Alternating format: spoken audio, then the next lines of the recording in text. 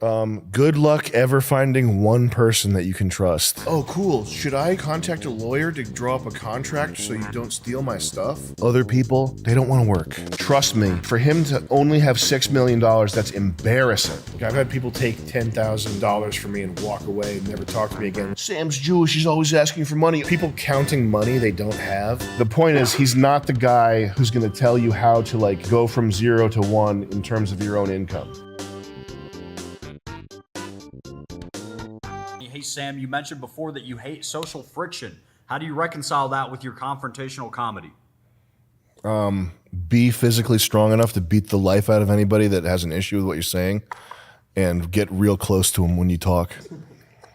I know I might seem like a psycho, but there's one thing I hate, and it's social friction, so be cool. One of the major reasons why I've built this thing, I don't have an unusual aspiration towards fame. A huge driver for me is that I would not fit in at a 9 to 5, because when there's a person that I don't like, I cannot stifle it, and I cannot integrate. Yeah. I'm just unwilling to do it. Like, I'm not going to live like that. I'm not going to walk on eggshells around somebody that is whatever. People are so glitched out. And at workplaces, at 9 to 5 jobs, you have like bullies. There's people who they thrive on like misery and negative. That's crazy to me that you're already in a rat cage and there's people there that are like getting off on making it more difficult for you. I couldn't live like that. I can't live like that. So I will do anything except get a real job. That's my mantra. It's the day I quit selling cars. 25 years old with a fire in my belly for a good future. Got a job in the industry, want to start a business, and I work out daily, practicing Catholic. However, I'm in college for business. I want to use my time wisely. Do you have any tips? I mean, starting a business is hard. It's just hard, and it's risky and takes a lot of money. So I don't know, man. I feel like when people say I want to start a business, yeah, you need it's the like general, like they don't know. You need the like idea, like you need to know what it is you need to know the hole that you're filling. You know what I mean? Like an idea, you have to find an idea that makes you want to start a business. Like if you want to have some sex, you got to find some pussy first. You can't just go out there and have sex with the air. You look like a freak. You look like a freak doing that. You see him everywhere. Somebody who is everywhere should have like $50 million. Why? Because if you have a personality like that, if your face is out there, if you have like an army of people listening to you, you should be able to monetize that. And especially if you're visibly, publicly, always pushing something, supplements, CrossFit, kettlebell, weird workout plans, my book, my other book, you're always like hucking something. By the way, Gold Striker Cuban Muscle Crisis is now shipping. Wow, this coffee's good.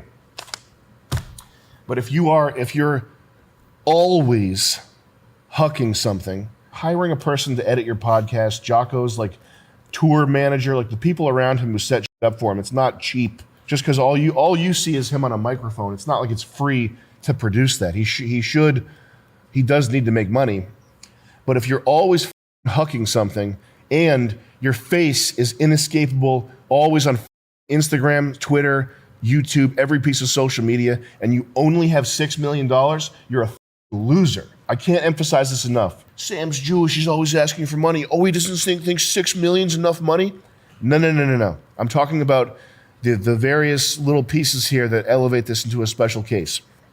He's everywhere. He's always selling something. Trust me, for him to only have $6 million, that's embarrassing. That's embarrassing.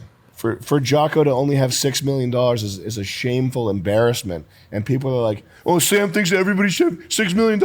He's an asshole. And then one of the comments was, I was listening to this out loud on the train, and a Jewish guy looked at me and said, he's right, you know. I would love to have a group of guys around me that I could work on side projects with and business ideas. Oh, side projects. Something similar to what you have. Yeah. But for guys with day jobs. Okay. How can I do this as a non-𝐒𝐶 average Joe? Good luck ever finding one person that you can trust to jump in like that with. But that's where you start. Find one person. Find one like-minded person, but that's hard. Other people, they don't want to work. If you want to do anything outside the box, you have to work so hard. It's unbelievable. And it's not the intensity of it, it's the consistency of it.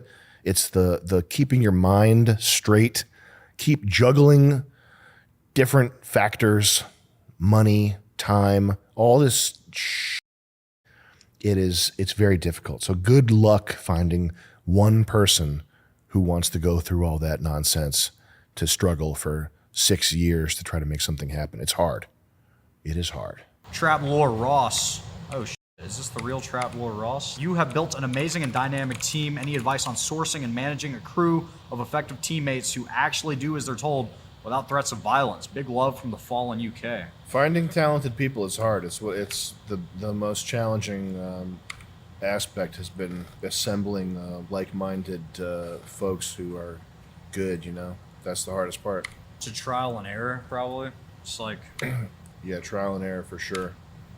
There's all kinds of stuff. You can't signing contracts with people. First of all, if you ever encounter somebody who thinks contractually right off the bat, that's not the worst thing in the world, but it's a red flag for sure. Here's an example. Someone was telling me recently about his best friend. He was trying to sort of like an airsoft fatty situation where the guy was talented but didn't have his life together. Yeah. So he was trying to help his best friend out, and he was like, "Hey, I need you to put together scripts so I can pitch them to this network."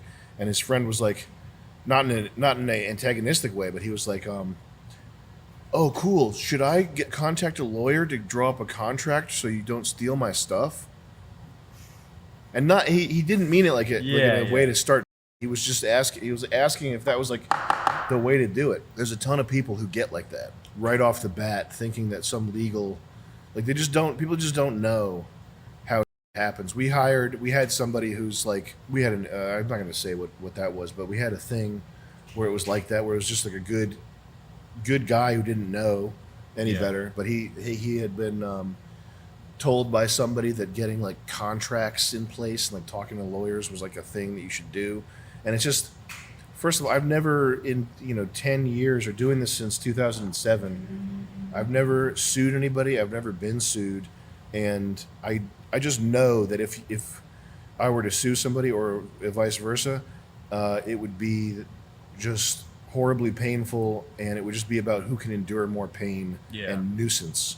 Yeah. Who can endure more nuisance? There's nothing that you put on a piece of paper that means anything. First of all, our 45-page contract with the fish tank contestants, where they signed away their life story. Like, we have an NDA. Everyone broke. The first thing John does when he goes on Twitter is like say a bunch of stuff that breaks the NDA. Yeah. Can you imagine the social cost to us if we like pursued legal action against John?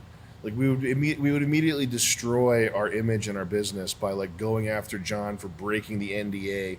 Yeah. Which, first of all, and the second part is like, if you have an agreement like that in California or New York or any state where it's like you have a chance of having an activist judge or mediator or some like, your mediator is Karen Rainbow. They would just that stuff. It's not legally binding in the way that you think it is. It doesn't matter how well worded it is or what. It's just such a waste of time. It introduces so much drag in the sense of like friction. As soon as that discussion comes up, not with a contestant on a game show, but with like anybody, whatever, it immediately changes the dynamic just a little bit to more transactional, being aware of backstabbing. Like, I wonder if he's going to stab me in the back. We've got a contract together.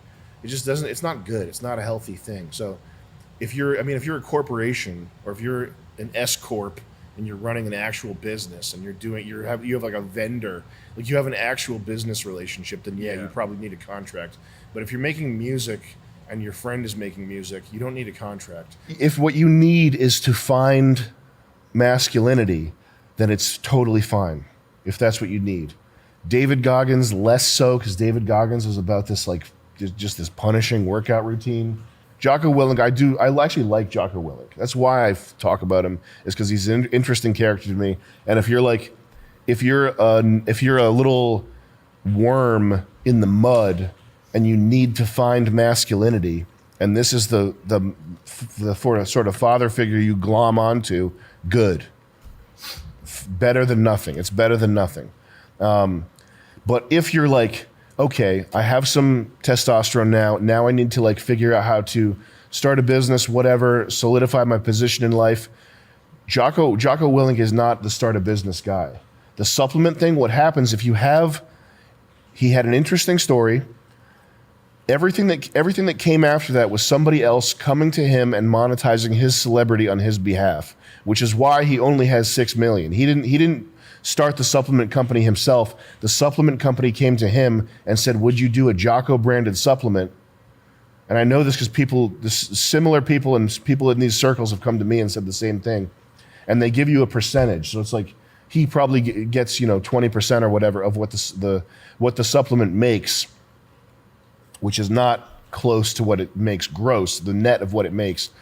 But it's other people coming to him and monetizing his celebrity for him. That's all the businesses that you see that are associated with Jocko. That's how they work. Like if you asked him to start his own business, he'd be like, "Oh, let's do a CrossFit gym." The point is, he's not the guy who's going to tell you how to like go from 0 to 1 in terms of your own income. Honestly, that should be Nick.